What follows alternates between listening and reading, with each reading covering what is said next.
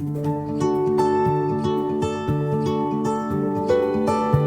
the name of the Father, and of the Son, and of the Holy Spirit. Amen. My dear brothers and sisters, I welcome every one of you for today's Gospel reflection. Today, I take the theme on the end time for our reflection. Every one of us are aware that the world will one day come to an end, but we don't know when that will happen. But whenever we think about the end time, we have fear in our heart. And that's the reason it is not the most discussed topic in the church, wherein people show interest to know about how the world will come to an end. We know certain things. Christ is going to come again, the second coming of Jesus. And when He comes, as we discussed, we know that the Lord Himself predicted there will be earthquake, there will be famine, there will be a lot of suffering. These all things will happen, but Jesus said, all things will happen, but we cannot conclude that the end has come. But when we think about the end times, people normally don't show interest because of the fear that comes in their mind. But when we think about our separated brothers and sisters, they speak more on the end time, the end of the world. The world is going to an end. God is going to punish us. The sinful people will be destroyed. The hellfire. All these things picturizing in our mind by or the over-dominance of this topic in our discussion, our separated brothers and sisters try to bring people to God. But we think that these are fearful topics for a discussion. And that's the reason why among the Catholics, people don't show much interest on knowing this end time. Do really God is going to punish? Do really God is going to bring fire on earth and destroy all of us? Why we have such fear? End times, to say, in fact, is not a terrific or a terrifying topic to be discussed, but rather there is a consoling and a joyous message hidden within this end time, which we are failing to forget, failing to reflect. And therefore, what I want to try to say is that instead of speaking on the terrifying aspect of the end time, I would like to see the gentleness of God. Jesus Himself has advised and instructed and warned us certain things. When Jesus speaks about the end times, Jesus said there is a warning to be given, and He said that we should be aware of the false prophets that are emerging. Jesus Himself said there are people who will come and say, I am He. There are people who will come and say, the time is here. But do not be deceived. This is what Jesus said. And therefore, there will be an emergence of the false prophets at the end of time. Second, Jesus gave a stress over saying that we should not have passion on these earthly things. So, speaking about end time, Jesus gave a warning about false prophecies and passion on passing things.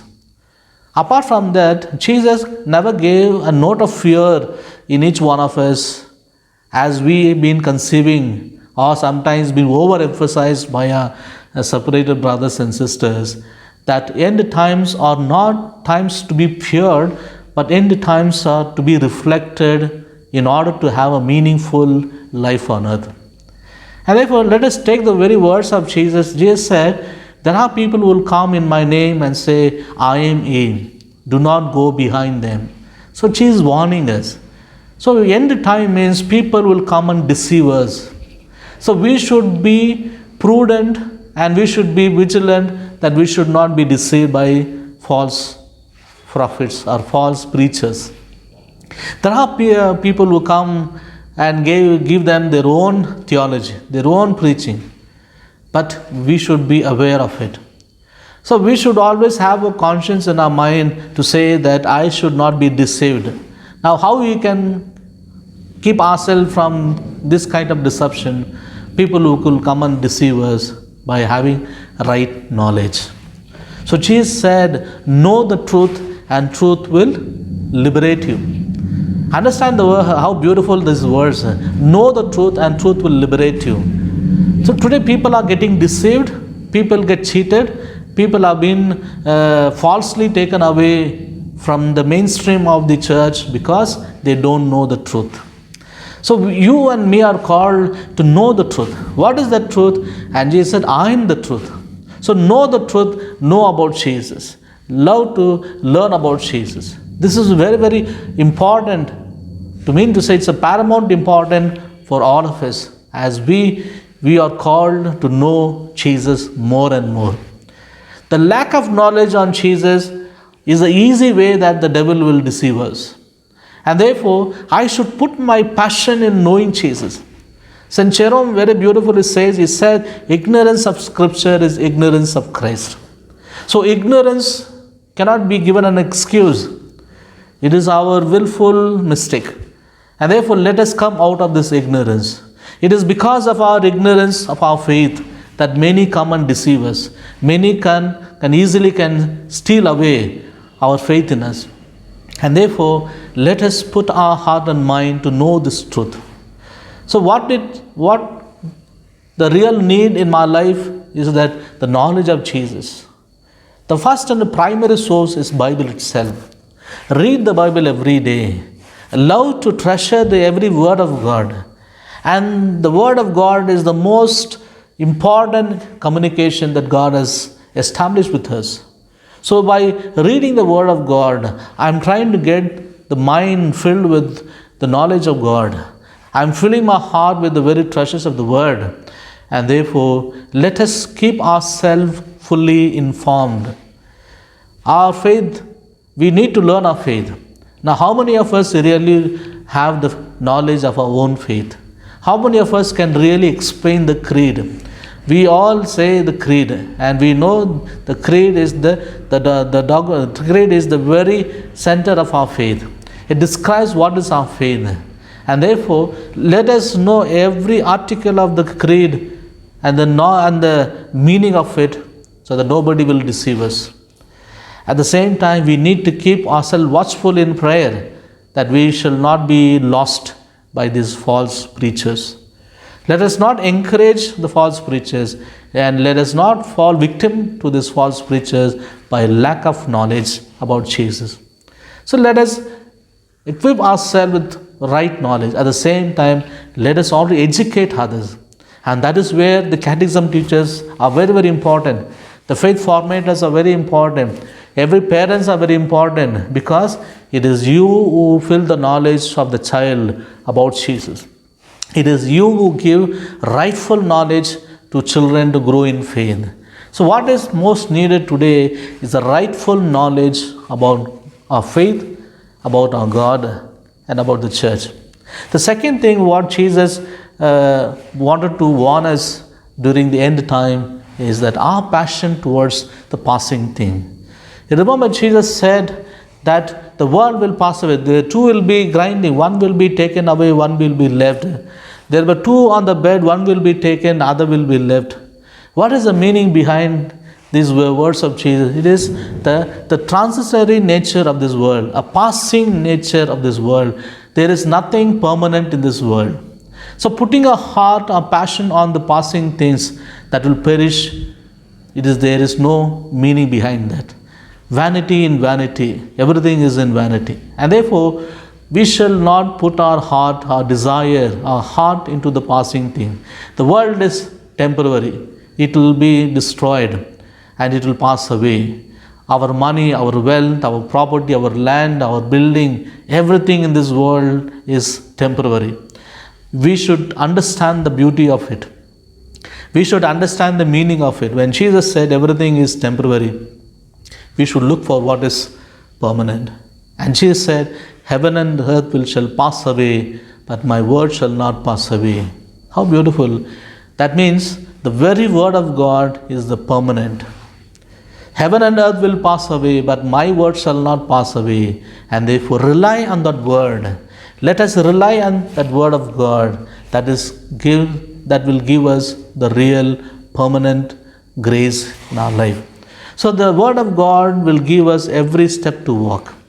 So how we can make our end time meaningful? When we speak about end time, it could be our own death or it could be the end of the world. But whatever may come first, whether I die, the world dies, or the world itself will die, that we don't know. And Jesus himself said that only God the Father knows it. So whichever comes first, before I die, I should make my life meaningful. So take the word of God, get your word of God guided. Take the guidance of the word of God, and the word of God will enrich you. The word of God will nourish you. The word of God will empower you. The word of God will strengthen you. The word of God will fill you. And therefore, such a great power has been treasured in the very word of God. And the word of God is our source of our life. The word itself came as a life for all of us. And therefore, my dear brothers and sisters, these end times are not to be terrified, but rather end times are to make my life meaningful. So, how to make life meaningful is by putting our faith into action. Jesus said, when the Son of Man comes, will he find faith on earth? When the Son of Man comes in all his glory, will he find faith on earth? So when God comes to encounter you, whether at the moment of the death, will he find faith in me? And will he find that faith is very active? Will he find that faith has transformed me? So faith has to transform our life. How the faith will influence is by putting our faith into action, by doing more of charity, by doing more of act of mercy, by helping, by loving and caring. So all these things makes my life meaningful. So let us take this message very seriously, my dear brothers. This end time, the world will come to an end. Anything that has a beginning, that will end. And therefore, let us not be worried about that. Let us not be thinking how the world will come. Hell, fire. Let us not worry about that. But let us worry about how I can make my life meaningful while I still live on this earth. And how I can witness Jesus in my faith by acts of good things, by act of charity, by enacting the gospel in my own life. May this message make a lot of meaning for you. This message should transform us. And therefore, let us put away all our fear about this end time. World will come to an end. Let us not welcome that destruction by fear, but let us welcome it with joy by doing more good and standing for Christ. Amen. The Lord be with you. May Almighty God bless you, the Father, the Son, and the Holy Spirit. I wish you all a blessed day. God bless you.